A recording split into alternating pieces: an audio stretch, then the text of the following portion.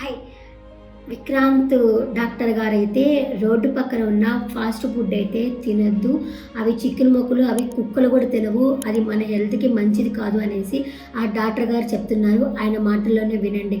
ఆయన చెప్పేది మన మంచి కోసమే కదా. ఈ ఫాస్ట్ ఫుడ్ లో ఒకసారి నాన్ వెజ్ ఉంటాయి కదా, చికెన్ ముక్కలు, పెద్ద పెద్ద మ్యాగ్డా అవన్నీ ఉంటాయి కదా. ఆ చికెన్ ముక్క తీసుకొని రోడ్డు మీద ఉన్న కుక్క పడేయండి, అది కూడా తినదు. అది తినదు, ఎందుకంటే అది ఫుడ్ కాదు, కుక్కకు తెలుసు.